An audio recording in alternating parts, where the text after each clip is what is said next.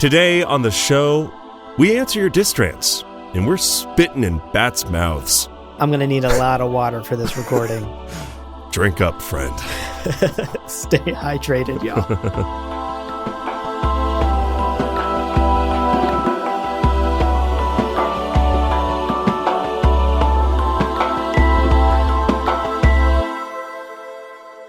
Welcome to Gom Jabbar, your guide to the iconic world of Dune.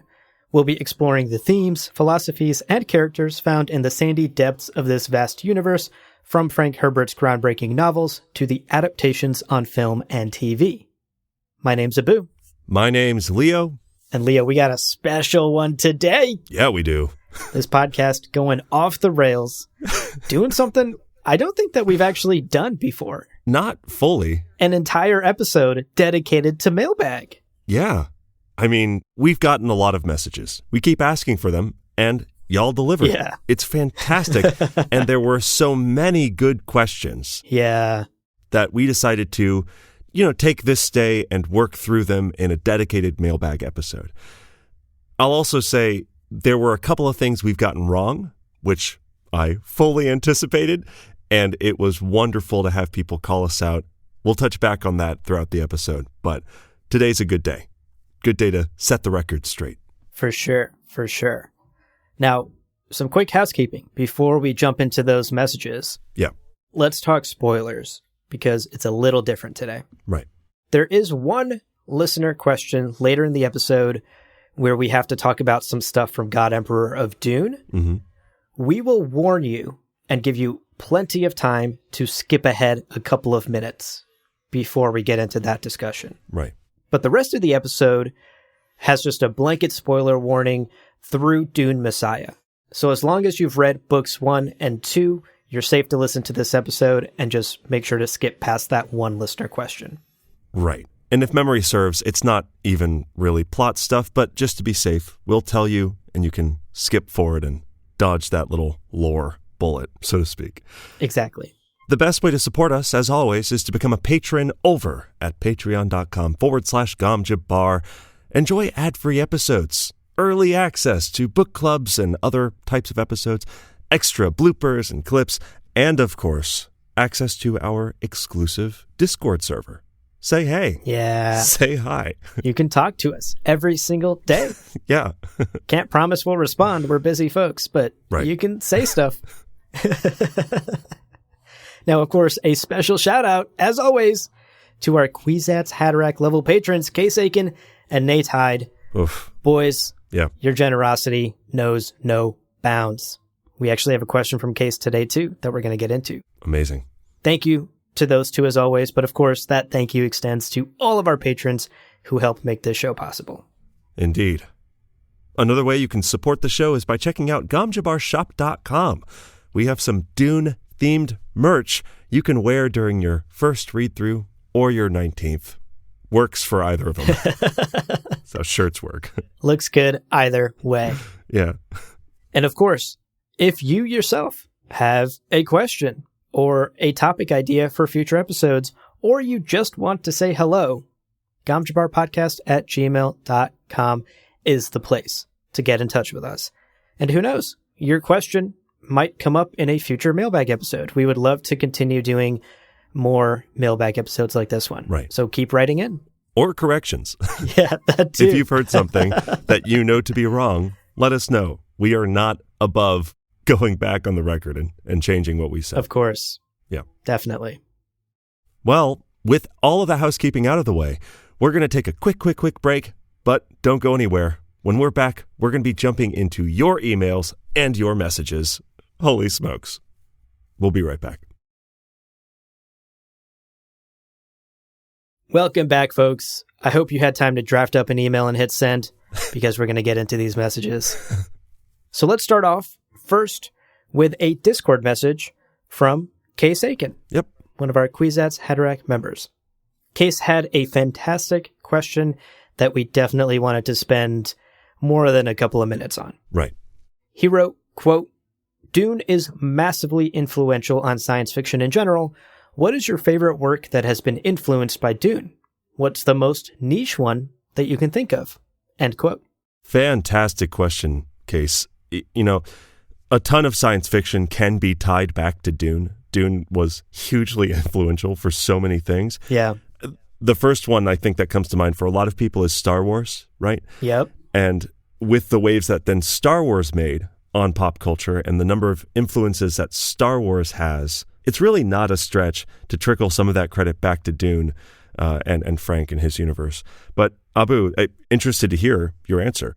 So as far as my favorite goes, I gotta go with the pumpkin spice latte of answers here. Yeah.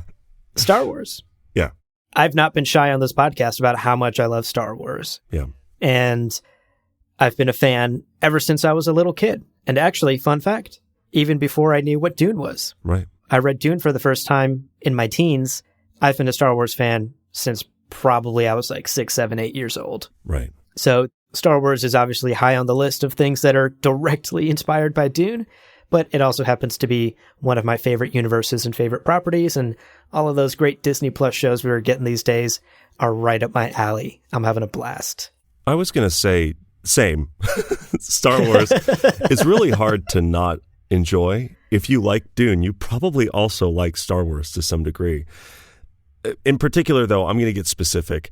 My favorite Star Wars thing is Mandalorian. Yeah. I think Mandalorian is just top-tier entertainment all around. Yeah. Fantastic stuff.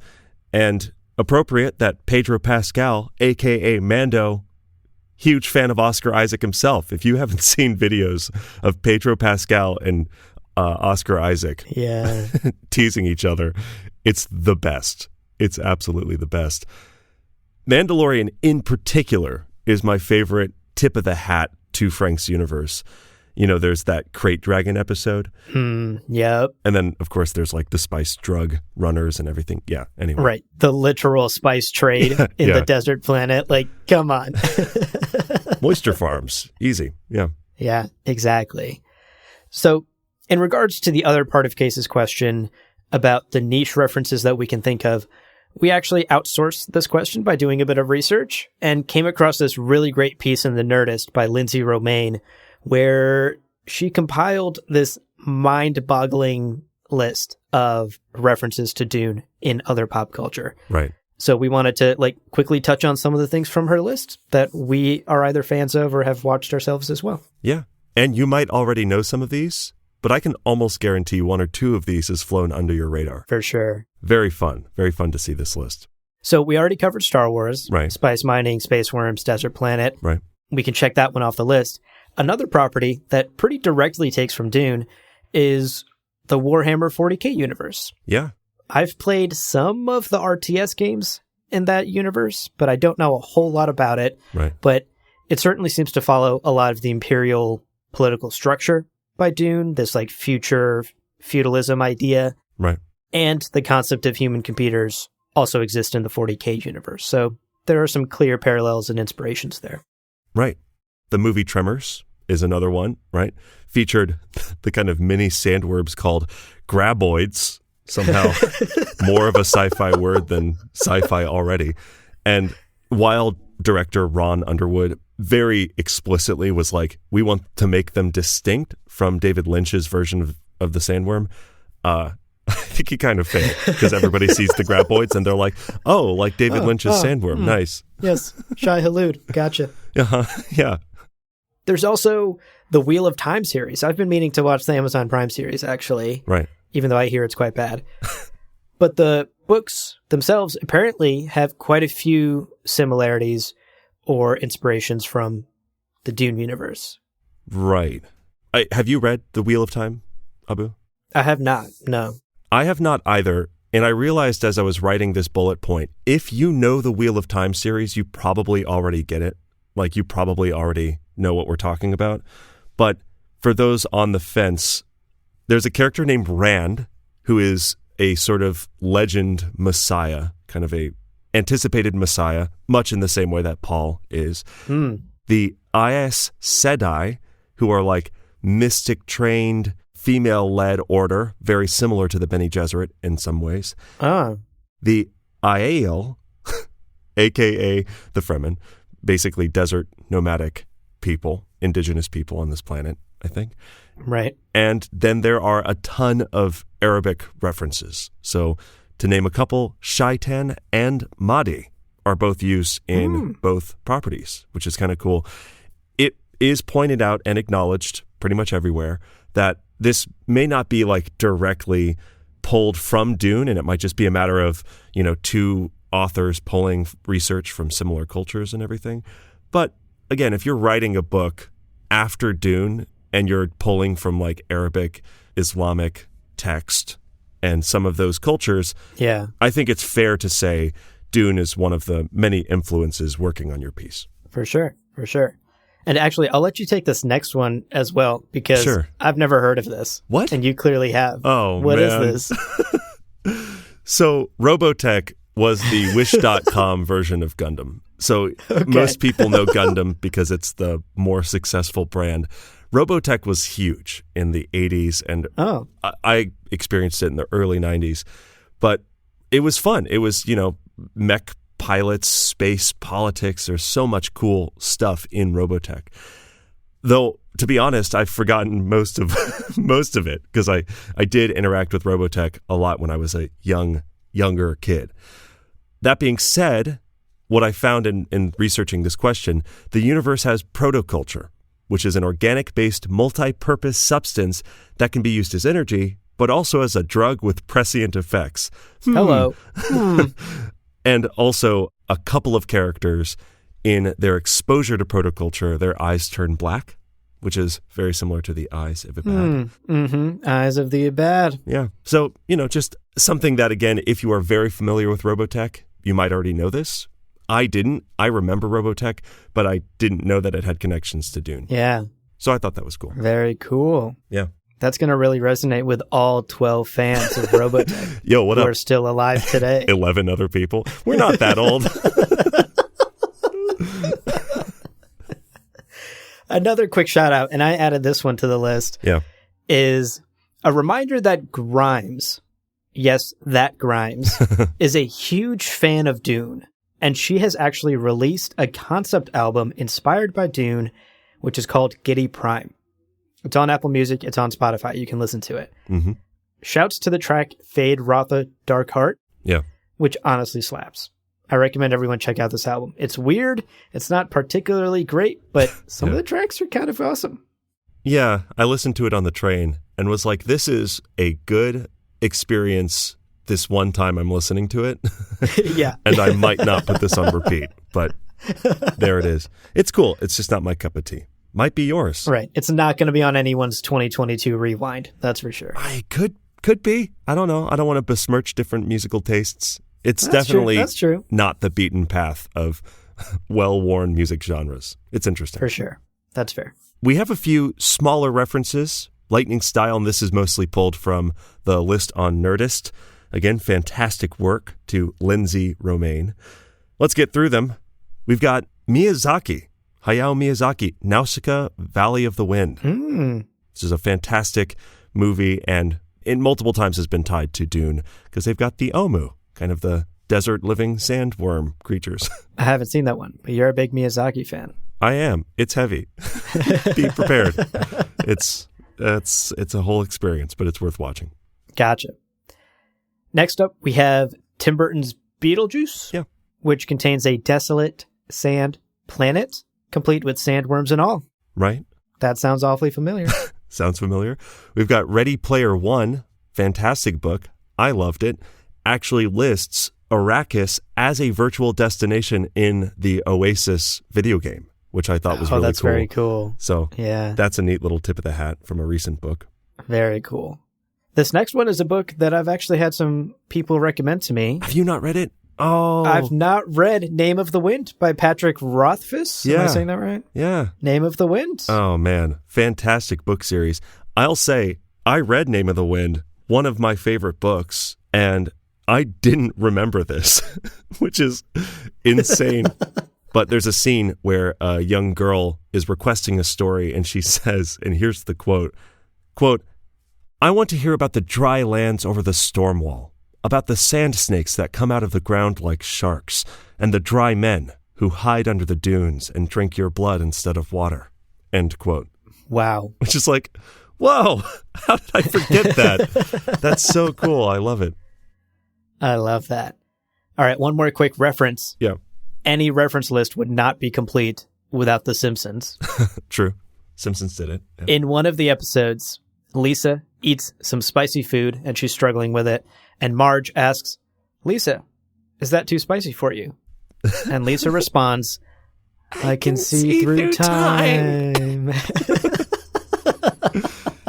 And it reads as hyperbole, but then you read Dune and you're like, oh. Yep. Straight up Dune reference. Awesome question, Case. Thank you so much for writing in. That was a fun little rabbit hole of Dune references in pop culture to go down. Totally. Now, a quick email here.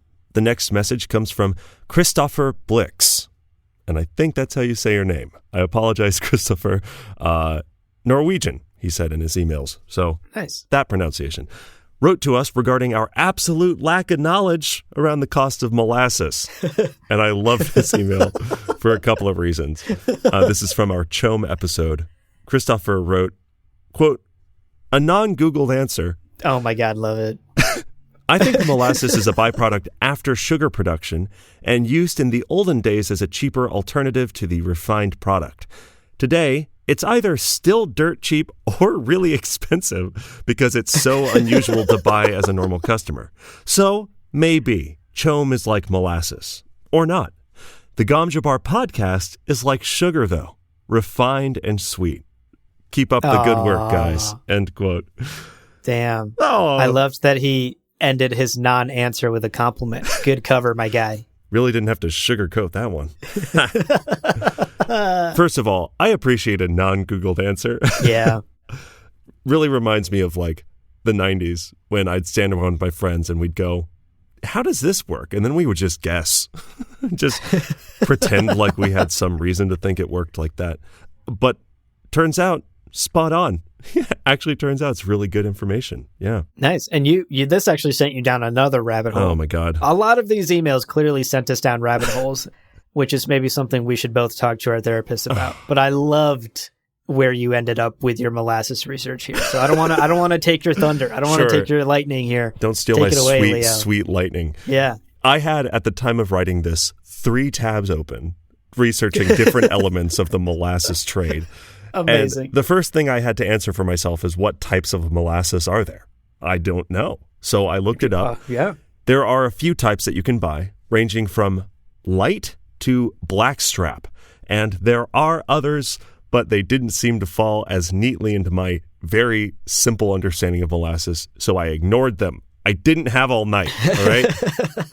All of them are, exactly as Christopher either knew or guessed, byproducts of making sugar from specifically sugarcane or sugar beets. There are multiple boiling stages, and basically depending on how many extractions you do, you'll either get a lighter, sweeter molasses, which is going to be very sweet, or with more extractions, you get a much darker, more bitter flavor, but one that's better for cooking, that sort of thing. And that's the black strap is the sort of end of that spectrum. Okay. Although there's dark molasses is used in ginger snap cookies. If you picture the sort of subtle sweetness, the subtler sweetness of ginger snap, that could be the dark molasses. Pricing-wise, pretty much everything was relatively inexpensive. I found places where you could buy a bottle for like $400, which I couldn't find an explanation for why. It just seemed to be very expensive for some reason. But I could find every variety of molasses for less than $10 for a whole gallon. Okay. So it does seem to be pretty inexpensive. Wow. Mystery solved. Christopher, you were my catalyst for a very strange 40-minute researching period. I love it. Christopher, thank you for that email. Yeah. Now we know more about molasses than, honestly, I personally ever thought I would know. Is this a Dune podcast still? Wait. We're pivoting to cooking. Okay, next up, we have an email from Alfie Richmond Ruff. Yeah. And this one's a doozy because this one fact-checked our asses because we got something wrong. Amazing. And we appreciate that and we love that. Yes. Keep doing that, folks. Indeed. We want to make sure we get things right on this podcast. Totally. So If you can think back to part 5 of our Dune Messiah book club, we said that the Bene Gesserit breeding program began approximately 90 generations ago. That part is totally correct and factual. Right. Where we fucked up is in estimating how many years that is. Right. Based on some quick Googling, we assumed that one generation is 30 years, which is what it is today, now in 2022. And so some napkin math leads you to believe that 90 generations would be around 3,000 years. Right, yeah. Meanwhile, Alfie did some incredible research, and in this email, he presented us with his findings. Right. He points out that in the appendix of the first book, it states that the OC Bible was widely adopted after its release after 90 generations, so the same time as the breeding program. The very same appendix also states that the OC Bible was compiled shortly after the Butlerian Jihad, Right. which we know takes place 10,000 years before the first pages of Dune. Right. So, based on what this appendix is telling us, 90 generations actually equals 10,000 years. Right. So, that obviously throws our own calculations of 3,000 way off. Right. But there is more. There's more to this, and again, pulled some fantastic quotes. This is the point. Listeners, dear listeners, this is the point. If you haven't read God, Emperor of Dune, get prepared to skip forward. That's right. We're going to share a portion that is very much a spoiler. So, you've been warned. Okay. Alfie continues in his email, quote, in God, Emperor of Dune, Leto II mentions that Siona is 21 generations removed from the first generation cross he has access to with Duncan. Siona was born in 13,698 AG. Duncan was born in 10,158 AG. There are 3,540 years between those two births. If this is 21 generations, then a generation must be around 170 years. But we must also remember, Leto makes this statement 3,500 years after the original Dune novel, when the lifespan has probably increased.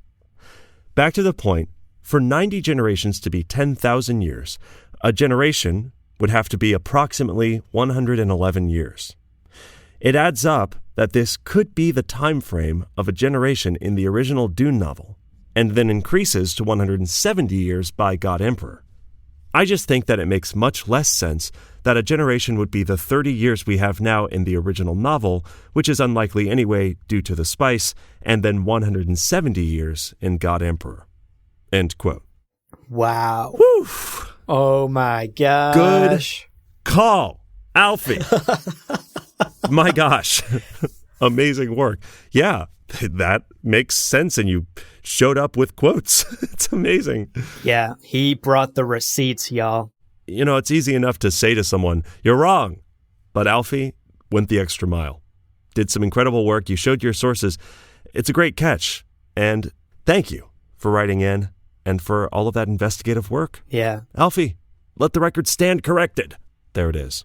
Yes, sir. Thank you so much, Alfie, and amazing work on that. Okay, let's move on to our next message, this one from Discord. Tom asks, if you could bring any one thing or concept from the Dune universe to the modern day, what would it be? Ooh. This one sent me down a spiral. I sat here and stared at this document, just trying to figure out what I wanted to pick. So, Leo, I'll let you go first, because it seems like you have a pretty definitive answer. Yeah, I started probably the same way you did. I just kind of mentally listed all of the things in Dune, and most of them are kind of awful for my modern life. Most of them don't really apply. This is probably pretty boring, but at the end of the day, I settled on spice. Mm-hmm.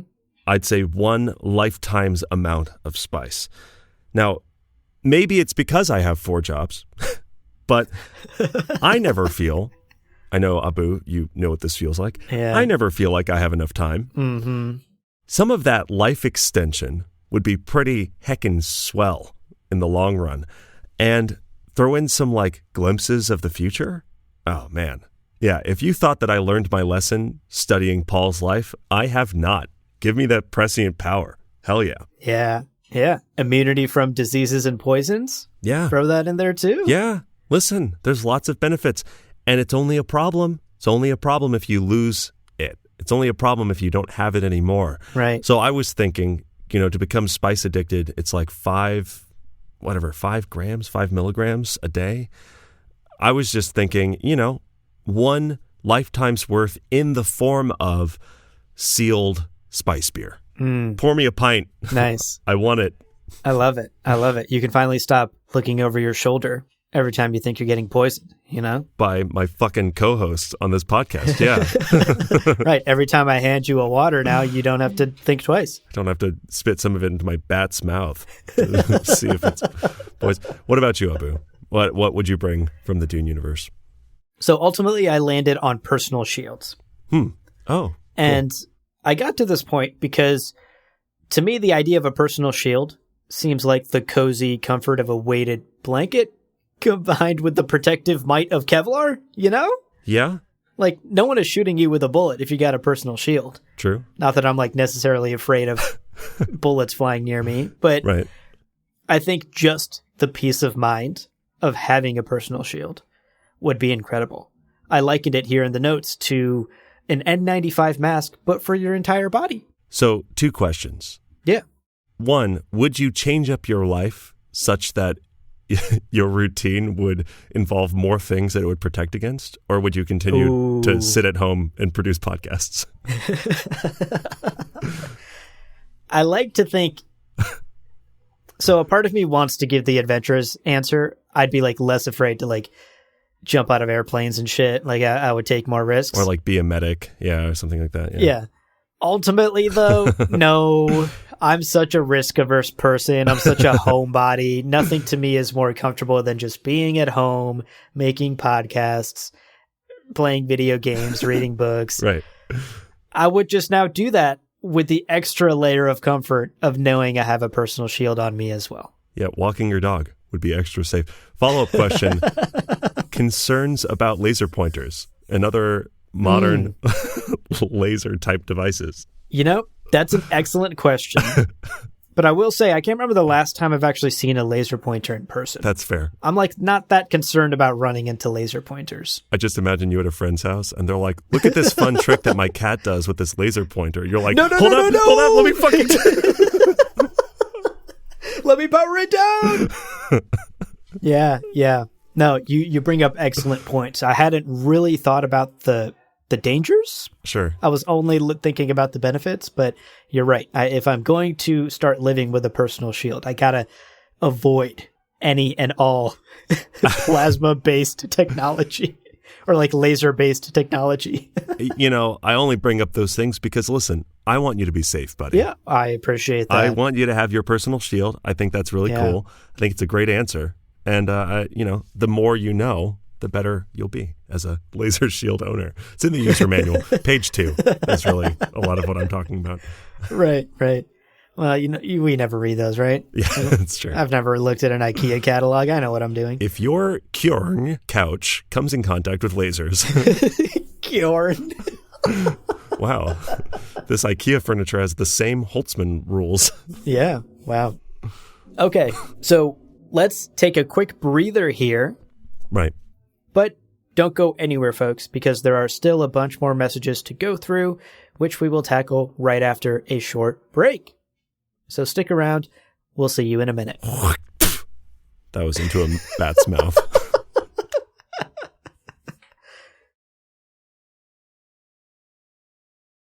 Welcome back, everybody.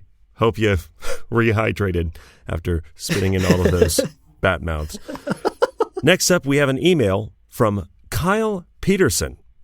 Kyle wrote to us after our Duke Leto episode and highlighted a Gurney Halleck quote that I thought was really powerful. It's one of the many, many quotes that I just forget about. But here's his message. Quote, "The portion about the duality of Duke Leto is something that I have often considered. Duke Leto doesn't use force to control his people. He uses love. There are no heroes in Dune, no good guys. I often think of this quote from Gurney in the first book. I'm the well-trained fruit tree, he thought, full of well-trained feelings and abilities, and all of them grafted onto me, all bearing for someone else to pick. End quote. Wow. Man, so I replied to the email, and he responded, and I, again, wanted to share this follow-up thought. Quote, I often think about how I myself have been molded by the world, its people and systems, into something else. How much has that been for my own benefit, and how much of it has been for the benefit of others?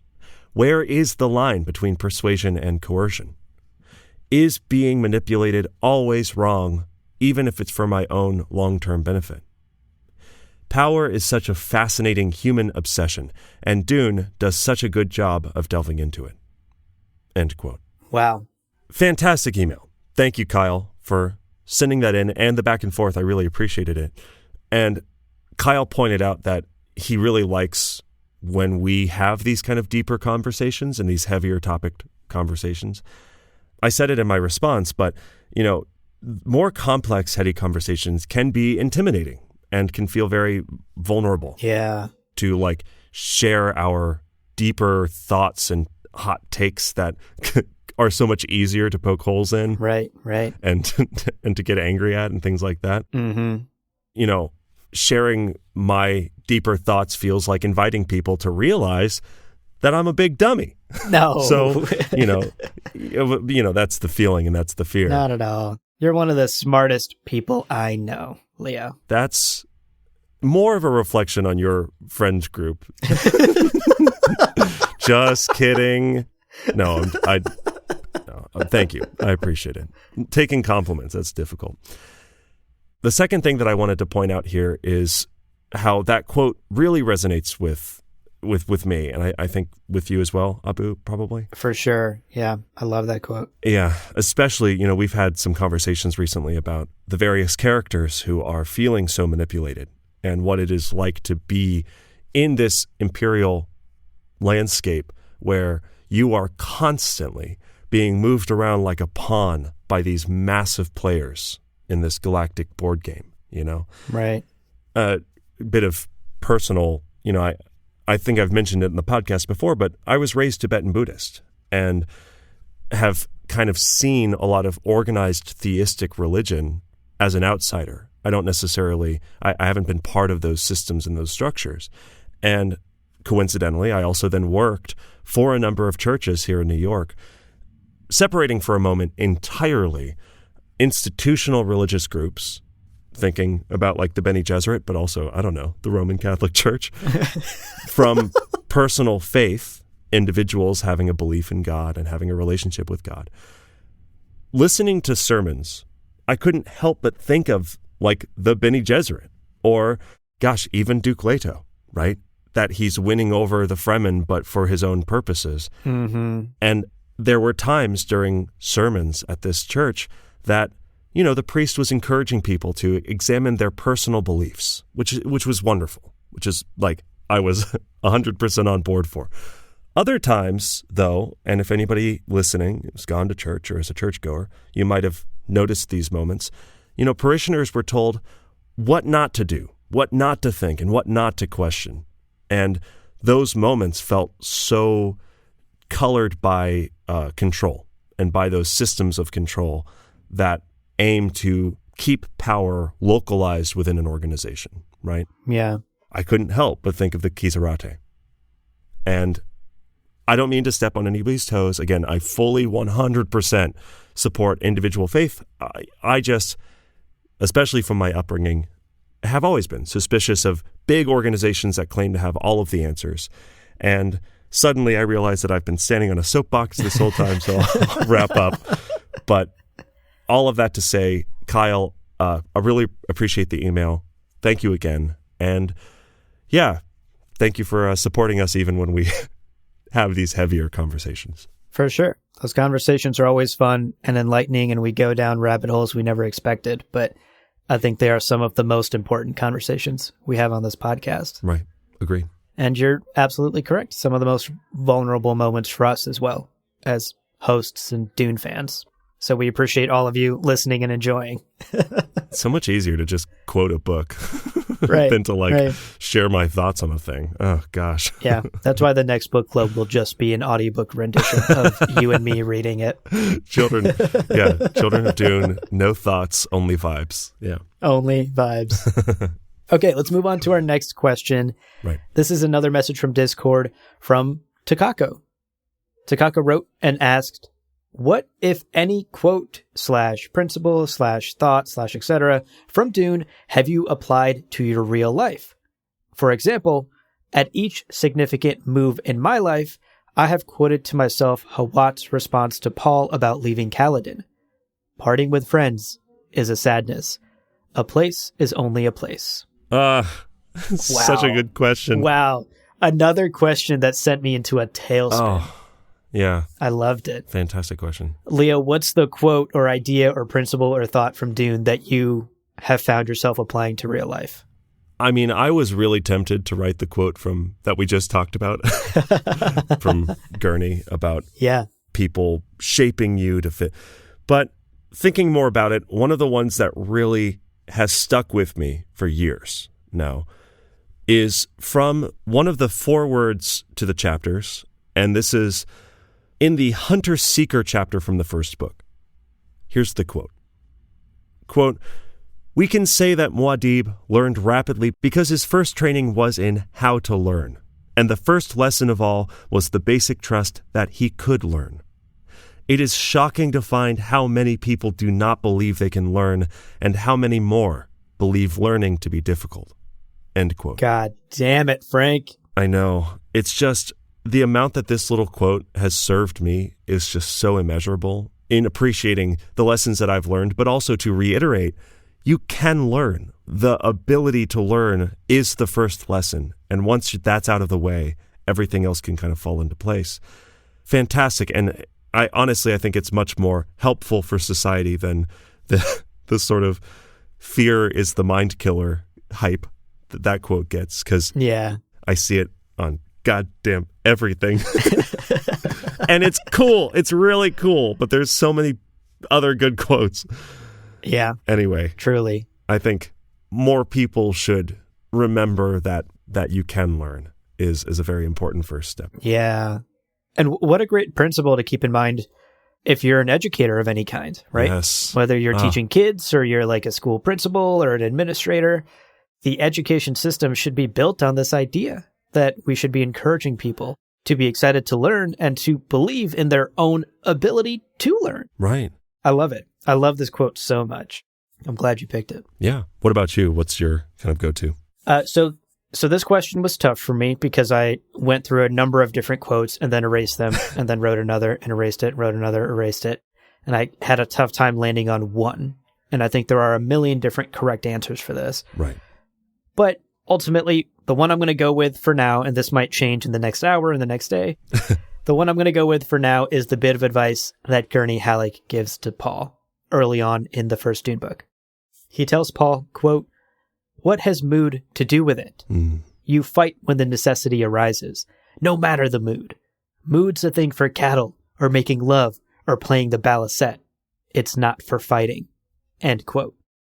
First of all, I love that canonically proves that Gurney Halleck fucks. It's important. An important bit of that quote.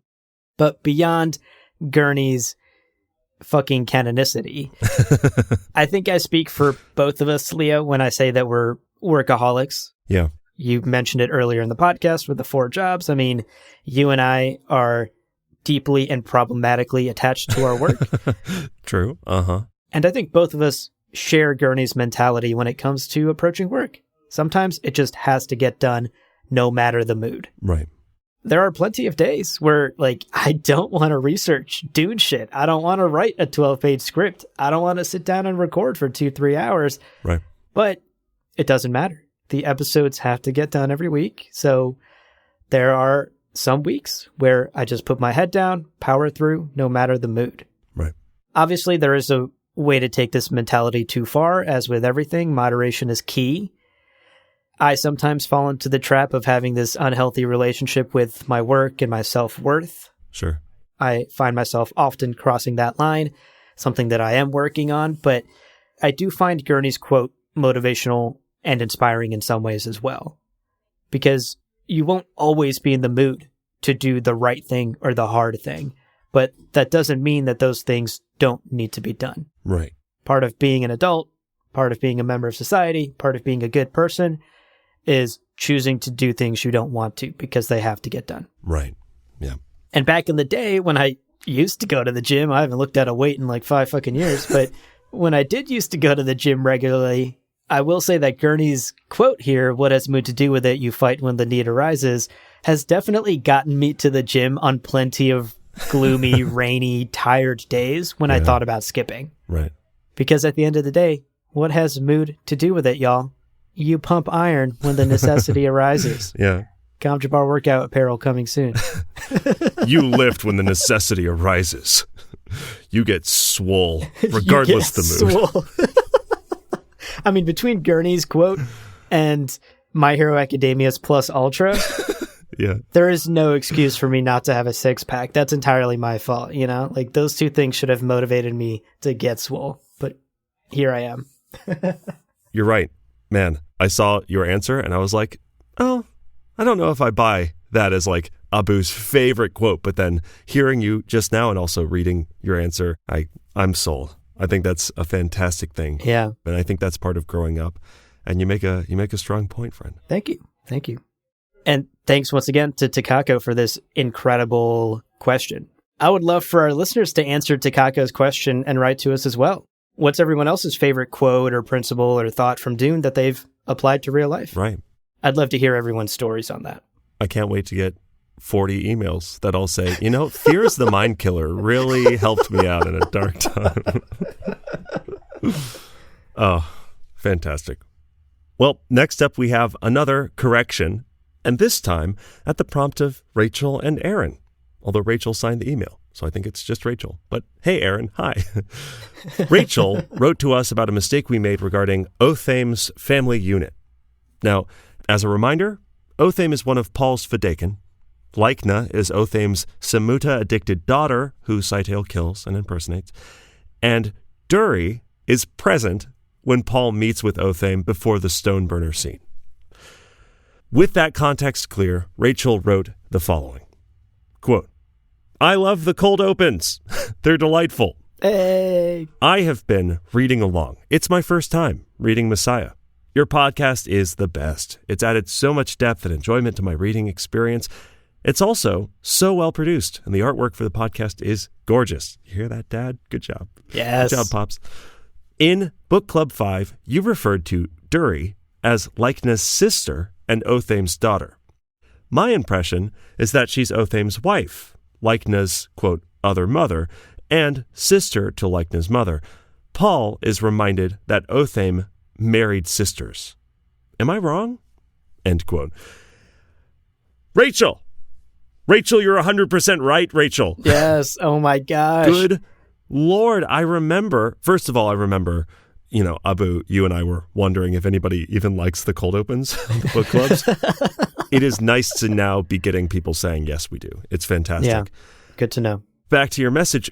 Yeah, we got confused. Because when Paul recognizes Duri, he remembers that Othame married both Duri and Duri's sister, which is to say, in other words, Duri is Lychna's aunt, but also kind of her stepmom.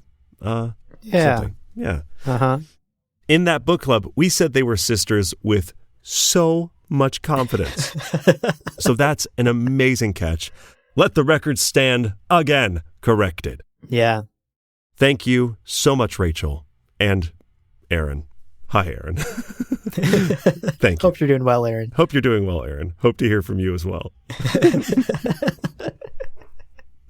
I'll also note that's the same book club that the other correction was from, too. Man, we fucked that book How club much up. Samuta were we on during book club 5? Usually, I just snort a little bit of Samuta, but that must have been a rough week. That timeless sustained ecstasy is not great for fact checking. It's true. Damn. Book club 5, a rough one for us. But as always, we appreciate the corrections. Indeed. It's very important to us that we get things right. And if we do have a misstep, please call us out on it and we will correct the record. Listen, most big podcasts have researchers whose whole job is making sure everything's right. And then the on-mic people do the thing. And then there's people who edit the stuff. No. Yeah. It's just us. So thank you. It's just us and a baggie of Samuta, man. There's only so much we can get done. And all these fucking bats. So many bats. My apartment smells terrible. I'm parched. Okay, let's get rid of these bats and end on one final email to wrap up today. Right. Jim from Japan Love it. wrote to us. Yeah. Dear fellow DeVry Institute alumni, thank you for your wonderful podcast about space cocaine. It has become my comfort show to pop into my ears as my head hits the pillow. I admire your passion, appreciate your hard work, and enjoy the natural chemistry and humor you both bring to each episode. My understanding is that you are not the biggest fans of the David Lynch film. I, however, am. So I am hoping this next topic might interest you. Is there anything at all that you might prefer in the Lynch version? Jim goes on in that email listing a number of things that he loved about the 84 film. He writes about the music, the dialogue, the ingenuity of the special effects, which were frankly quite ahead of their time for a movie in the 80s. So he listed a couple of things that he loved about the film, which is amazing. I loved this. Thank you, Jim, for the great question and for sharing your own thoughts on it. Yeah. We have a lot of folks in our inbox asking us about the 1984 film, and we promise we will get around to doing an episode about it eventually. Right. We're currently working through the Sci-Fi Channel miniseries over on the Patreon, so patrons are listening through that at the moment. So maybe once we're done with that, we'll jump in the time machine and travel back to 1984. So Stay tuned. There's just so much Dune out there and so little time. Right. Now, obviously, Jim's question is somewhat leading because there's a clear thing that was best of any Dune adaptation that we'll ever get, which is, of course, Sting in that thong, baby. Sting! Man! But, okay, that's a given, sure. Let's share. Also, he's like 16. I'm 16. Okay. You are 35 at the time of filming this movie. Right. You have the bone structure of a 35-year-old. You could be 50. Just, okay. Those Harkonnens, they're built different. Let's share our other thoughts, aside from clearly Sting, who should return in the new part 2 as still Feyd-Rautha. We'll see. Yeah, 100%.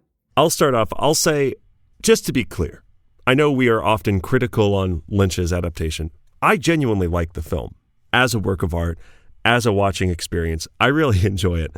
I really only draw issue with it as an adaptation of Dune because it makes some very major changes and it adds some things that really kind of go against the grain of what Dune is for me. That's really my issue with it. Generally, I really enjoy the product. That being said, there isn't really a lot that I explicitly like more than Villeneuve's Part 1 or even the sci-fi series, right? Very few like individual things come up as like, oh yeah, that's definitely better. The two that seemed pretty easy to toss in here that I very much tip my hat to Lynch. Pugs. Yes. I love pugs as an addition to everything. There should be pugs in every film. Mm-hmm. More dogs. More dogs. More dogs. And I don't see in Dune that they couldn't be a thing. Yeah. 100% I buy that in 30,000 years we'll still have dogs. 100%.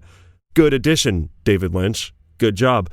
Followed maybe by thinking about Kyle MacLachlan's performance. He had quite a few opportunities to really act and kind of make bold choices, you know? I think about that Paul as such an expressive, interesting character, whether or not it's accurate to the book and whether or not he's like 28 and should be 15. I think Timothée Chalamet did just an amazing job as Paul in Part 1. Mm-hmm. Yeah. Especially in the still tent scene. But I do feel that a lot of the direction in Denis Villeneuve's Part 1 was more subtle and more understated, right? Yeah.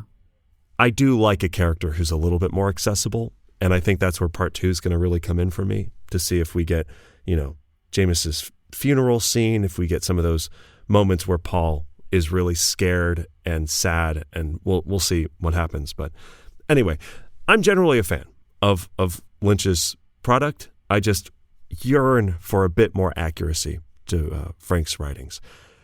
What about you, Abu? This was an interesting question for me because I'm less of a fan, notably, of the 84 film. Sure. But there's also no denying how truly influential that movie has been on the Dune fandom since its release. For the last few decades, for 20, 30, 40 years now, so much of the iconography and stylistic choices that David Lynch and the team made in that movie have almost become synonymous with Dune. Right. And I'm actually quite curious if Danny's versions will catch on in quite the same way. Right. Because Lynch's vision has become so iconic. Some of the examples that immediately come to mind for me are the design of the sandworm. That basically didn't change until last year with the Denis Villeneuve movie. Right. Because even the Sci-Fi Channel's worm didn't quite really catch on. The iconic Gom Jabbar design, the thimble-based needle, right, that was actually part of our own podcast art back in the day before we updated it to the Denis Villeneuve design. That has stuck with the Dune franchise for such a long time. There's also the way the movie portrayed Baron Harkonnen as more of this cackling madman versus the quiet, looming menace that we got in Denis' version. Right. That Baron Harkonnen was also very similar to the way he was portrayed in the Sci-Fi Channel series. Right. So that inspiration continued for decades. There's also, of course, the Highliner design, which has become so iconic. Like almost every fan art you see follows the 84 version. Right. And of course, my least favorite thing in that movie, the Guild Navigator buttholes have somehow become iconic. Just the way those Guild Navigators were portrayed just was so instantly recognizable. And the book is very vague in the way it describes what Guild Navigators look like. We'll see what Denny does in part 2 and in future movies. But the 84 film undeniably became the de facto look for the Navigators. And so honestly, all of that is to say, I have to applaud the movie for being so bold with the decisions it made.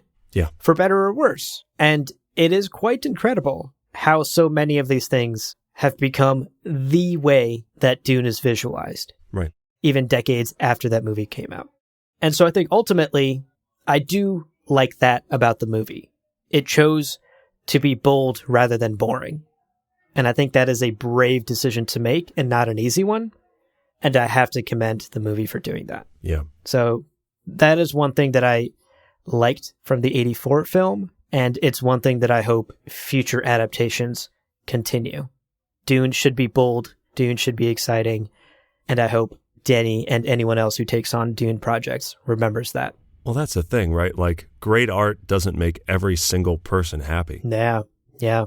When you're trying to please everyone, it's just going to be boring and bland and unoffensive. Not that you should aim to be offensive, but ultimately, if you make really bold choices, there are going to be people who respond strongly to the thing you make. For sure. And people might hate it, and that's okay. We have too many fucking shows to watch these days. There are too many movies, too many things.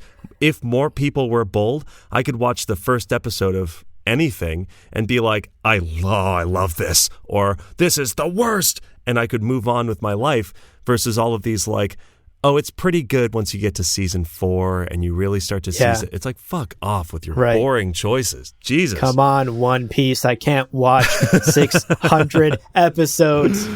Oh, Lord. Yeah, that's 100%. I just started watching Ranking of Kings. A lot of really bold choices. That's on my list. Yeah. Oh, it's so good. I'll also say, Abu, you reminded me, the Gom Jabbar design, we started our podcast with the thimble-based thing because that was what was in the Lynch movie, and that was what was in the trading card game in the 90s. And like, that was it. That was the thing. And people came for us. We had a few people be like, hey, it's not a thimble. It's just a needle. And the more I thought about it, because of those conversations, the more I realized it makes so much fucking sense to have it as a thimble. Right. You have it mounted to one of the most dexterous points on the human body.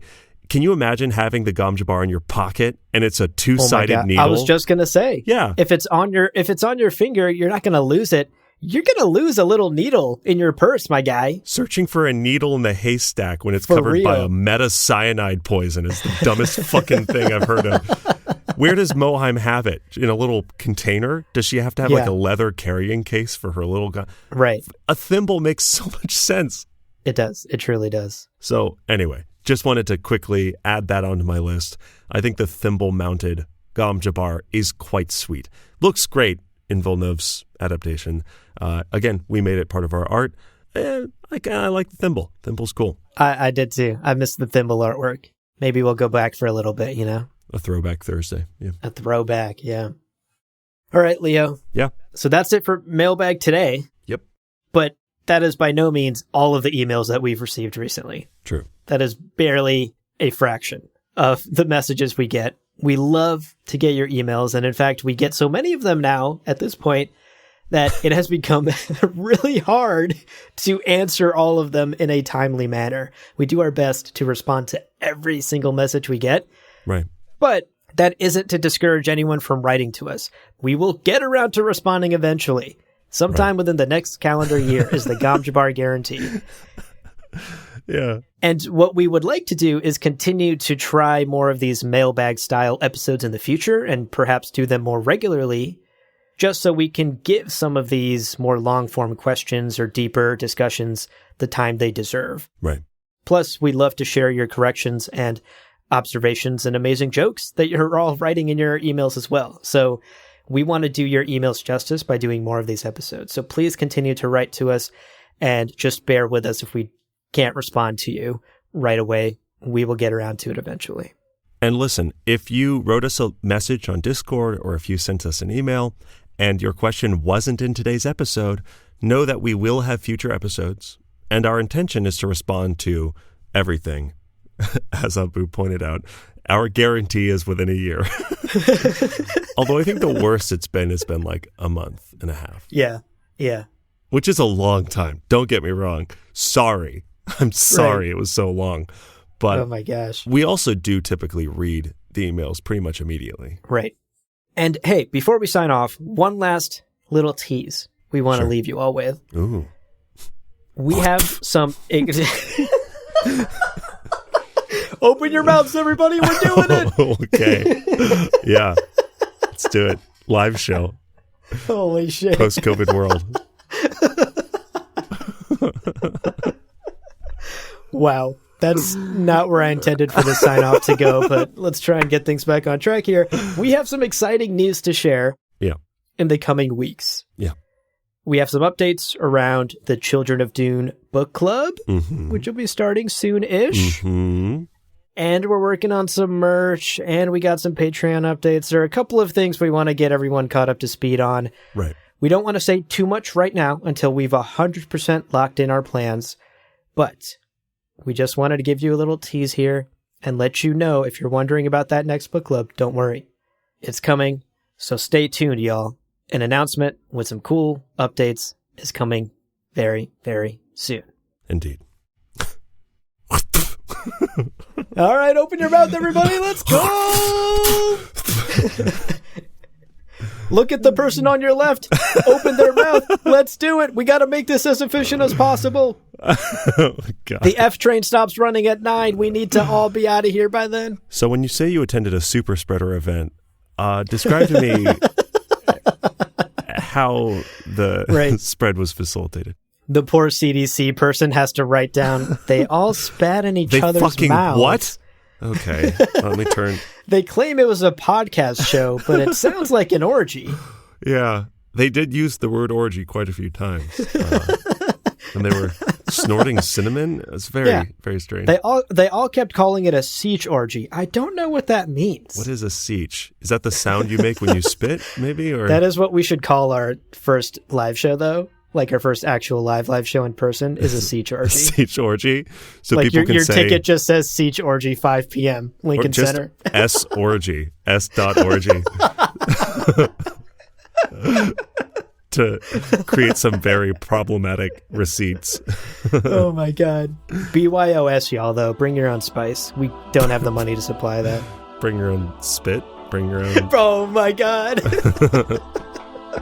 Bring your own Samuda. So many S's. So many. Wow, that works. Yeah, BYOS. Jesus.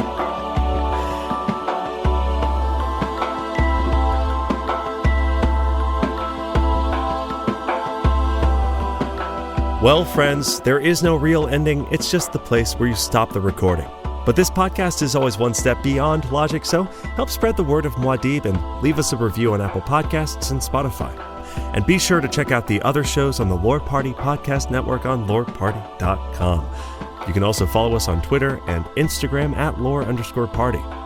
Thank you so much for listening, and remember, he who controls the podcast controls the universe. We'll see you on the Golden Path.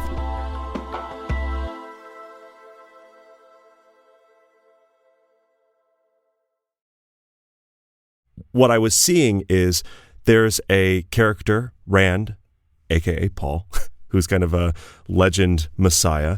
There's the Aes Sedai. Rand Paul. No. The senator. No. Two different characters. Okay, gotcha. With just an uncomfortable combination of names. Fuck Rand Paul. Indeed. Yeah, so maybe I should say that differently so people don't think of Rand fucking Paul.